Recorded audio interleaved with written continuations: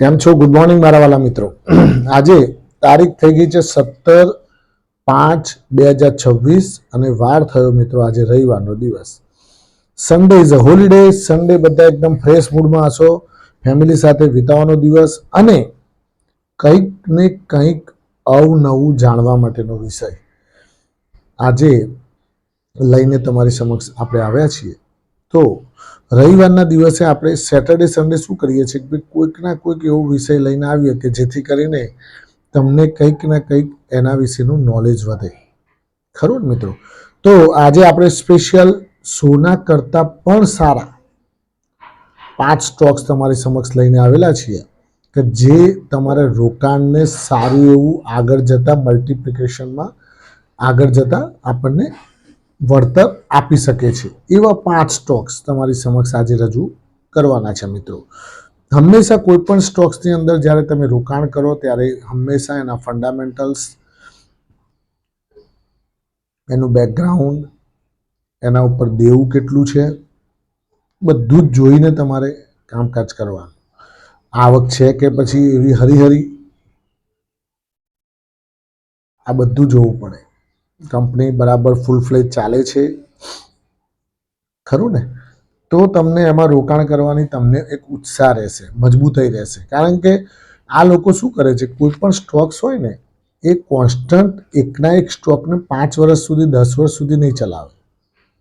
2 વર્ષ 3 વર્ષ સુધી ચલાવ્યો હોય કદાચ જોશથી, 1000 રૂપિયાવાળા શેરને 10,000 લઈ જાય, પછી એ લોકો ત્યાં એને એકદમ 2-5 વર્ષ માટે એને પોઝ કન્ડિશનમાં નાખી દે મિત્રો. પછી બીજાનો વારો આવે, પછી ત્રીજાનો વારો આવે, વારા પરથી બધાને લે. ખરું ને?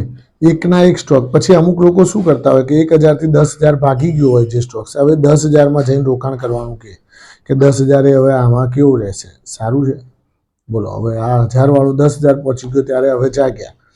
હવે 10,000 રોકાણ કરવાનું પૂછે છે કે સારો છે, સ્ટોક સારો છે એટલે તો 1000 થી 10,000 ગયો, પણ તમે ઊંચા ભાવે પડવા માંગો છો એ વિચિત્રતા લાગે. ખરું મિત્રો? એટલે હંમેશા જ્યારે પણ તમને ડીપ મળે ત્યારે તમે ઇન્વેસ્ટમેન્ટ કરો. કોઈ પણ જાતની ઉતાવળ કરશો નહીં અને લાંબા ગાળાના રોકાણકાર તરીકેના કામકાજ કરો. 5 સ્ટોક્સ તમારી સમક્ષ ફટાફટ રજૂ કરીએ. સોના કરતાં પણ સારા 5 સ્ટોક્સ ખાલી લખી લેજો, સમજજો અને વોચ લિસ્ટમાં મૂકજો અને ભવિષ્યમાં તમારે ક્યારેક રોકાણ કરવું હોય તો એ તમને કામ લાગશે. પહેલા નંબરનો સ્ટોક્સ મિત્રો તમે બધા જ જાણો છો, ફેમસ છે વેદાંતા લિમિટેડ. ડિવિડન્ડનો બાદશાહ, ડિવિડન્ડનો બાદશાહ કહેવાય વેદાંતા લિમિટેડ. અને વેદાંતા જોડે મલ્ટી બિઝનેસીસ છે. 5 જાતના અલગ અલગ બિઝનેસીસ છે. એનર્જી છે, એલ્યુમિનિયમ છે, બરાબર ને, પાવર ઉત્પન્ન કરે છે, બધું જ એની જોડે છે. નેચરલ રિસોર્સિસ છે. એનો કરંટ ભાવ ચાલે છે મિત્રો 331 રૂપિયા. 157 રૂપિયાનો 52 વીક લો છે. 340 રૂપિયાનો 52 વીક હાઈ છે. 1,29,473 કરોડ રૂપિયાનું માર્કેટ કેપ ધરાવે છે. એનું સેલ્સ મિત્રો વર્ષે એનું વેચાણ 1,00,000 કરોડ રૂપિયાનું વેચાણ છે વર્ષે. કેટલું છે મિત્રો? 1,00,000 કરોડ રૂપિયા વર્ષે વેચાણ કરે છે. અને પ્રોફિટ કેટલો જનરેટ કરે છે એમાંથી? 30,000 કરોડ રૂપિયા. વેચાણ 1,00,000 કરોડ અને પ્રોફિટ 30,000 કરોડ. ખરું મિત્રો? તો આ કંપની મિત્રો ખૂબ જ સારી વેદાંતા અને ડિવિડન્ડનો બાદશાહ કહેવાય. એ વર્ષે લગભગ 6 થી 7%, 8% જેટલી ડિવિડન્ડ યીલ્ડથી એની ડિવિડન્ડ યીલ્ડ, જે ડિવિડન્ડ યીલ્ડ એટલે શું કે વર્ષે એટલા ટકા તમને રિટર્ન આપે છે. હવે Mahindra and Mahindra finance, second નંબરનો સ્ટોક્સ મિત્રો તમારી સમક્ષ રજૂ કરું છું, જે સોના કરતાં સારો છે. Mahindra and Mahindra finance, Mahindra and Mahindra ગ્રુપની ફાઇનાન્સ કરવાવાળી કંપની છે. ખૂબ જ જૂની કંપની છે, સારી કંપની છે, વેલ નોન છે અને ફેમસ છે. તો કરંટ ભાવ એનો મિત્રો ચાલે છે 320 રૂપિયા. 52 વીક લો છે 246, 52 વીક હાઈ છે 412 રૂપિયા. 44,576 કરોડ રૂપિયાનું એનું તોતિંગ માર્કેટ કેપ છે. સેલ્સ એનું 20,000 કરોડનું છે. 3,000 કરોડ રૂપિયાથી એમાંથી પ્રોફિટ કમાય છે વર્ષે. આ બધું વર્ષના આંકડા છે મિત્રો, લગભગ ફિક્સ આંકડા નથી, રાઉન્ડ એબાઉટ કહી શકાય. ફેસ વેલ્યુ એની 2 રૂપિયાની છે. પ્રમોટરનું હોલ્ડિંગ 52%, મ્યુચ્યુઅલ ફંડનું 17%, ડીઆઈઆઈ 15%, એફઆઈઆઈ 9.4% અને રિટેલ ઇન્વેસ્ટરનું 6%. છે ને મજબૂત કંપની, એકદમ સ્ટાન્ડર્ડ કંપની. આવા સ્ટોક્સની અંદર તમે લાંબા ગાળાના રોકાણકાર થઈને બેસી જાઓ ને, બીજો બજાજ ફાઇનાન્સ બનશે. Mahindra and Mahindra group is a well known group man. LNT finance પણ સારો, આ જ ગ્રુપનો, એ પણ વેલ નોન ગ્રુપનો છે. પણ આ બધા સ્ટોક્સ મિત્રો તમારે 2030-2035ની ટાર્ગેટ સાથેના હોવા જોઈએ. નહીં કે તમે 2-4 મહિને 6 મહિને પૂછપૂછ કરો કેમ ઘટી ગયો, લોહી ના પીતા ભાઈ. ખરું ને મારા વાલા.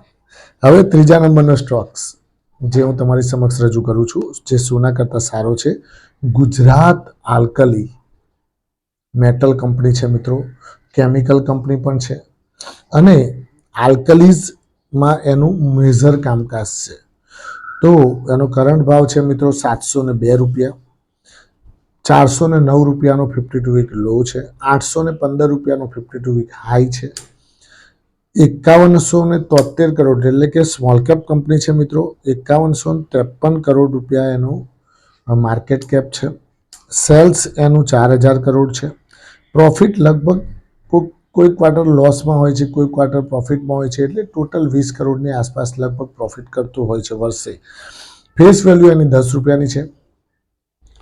હવે રિટેલ ઇન્વેસ્ટરનો હિસ્સો 48%, પ્રમોટરનો 47.28%, મ્યુચ્યુઅલ ફંડ 2%, ડીઆઈઆઈ 1.58% અને એફઆઈઆઈ 0.94%. હવે આ કંપની મિત્રો આમ જોવા જાવ તો રિટેલ ઇન્વેસ્ટરનો હિસ્સો વધારે છે, એટલે આમાં રોકાણ કરવું કે કેમ તો એવું નહીં વિચારવાનું. એના ફંડામેન્ટલ સ્ટ્રોંગ્સ છે, એની જે કાર્યક્ષેત્ર છે એ ખૂબ જ વર્જિન છે અને એમાં કોમ્પિટિશન પણ બહુ ઓછી છે, એટલે કંપની એકંદરે એમાં ખૂબ સારી કહી શકાય. હવે ચોથા નંબરની કંપની આપણે તમારી સમક્ષ રજૂ કરીએ, એનું નામ છે મિત્રો આઈએફસીઆઈ. 63 રૂપિયાની આ તો વેલ નોન અને વેલ ફેમસ કંપની છે, નાની કંપની છે, ઘણા લોકો ઇન્વેસ્ટમેન્ટ કરેલું પણ હશે આમાં. 63.29 રૂપિયાનો કરંટ ભાવ ચાલે છે. 52 વીક લો 44નો છે અને 52 વીક હાઈ 74.50નો છે. 17,000 કરોડનું માર્કેટ કેપ ધરાવે છે મિત્રો, મિડ કેપ કંપની છે. ફેસ વેલ્યુ 10 રૂપિયાની છે. એનું સેલ્સ મિત્રો 12 મહિને એ 2,000 કરોડની આસપાસનું કરે છે અને પ્રોફિટ પણ લગભગ 100 કરોડની આસપાસ જનરેટ કરે છે. પ્રમોટરનું હોલ્ડિંગ 73% છે. રિટેલ ઇન્વેસ્ટરનું હોલ્ડિંગ 23% છે મિત્રો. એફઆઈઆઈ 2.63%, ડીઆઈઆઈ 1.51% અને મ્યુચ્યુઅલ ફંડ 0.4%.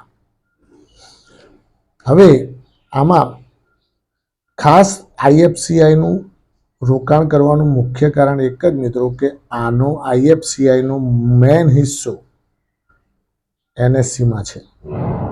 હજુ લિસ્ટેડ થયો નથી એનએસસી. જેમ બોમ્બે સ્ટોક એક્સચેન્જ છે એમ નેશનલ સ્ટોક એક્સચેન્જ જ્યારે લિસ્ટેડ થશે ત્યારે છોતરા કાઢી નાખશે.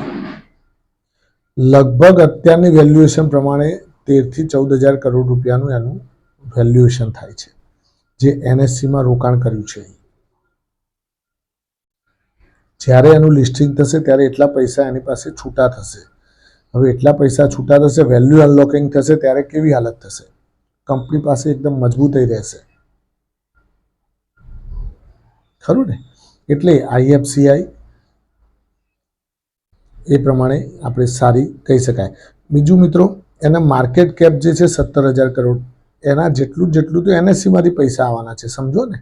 13,000-14,000 કરોડ એટલે, અને કદાચ વધારે ઊંચો ખુલે તો 17,000થી 20,000 બી થઈ જાય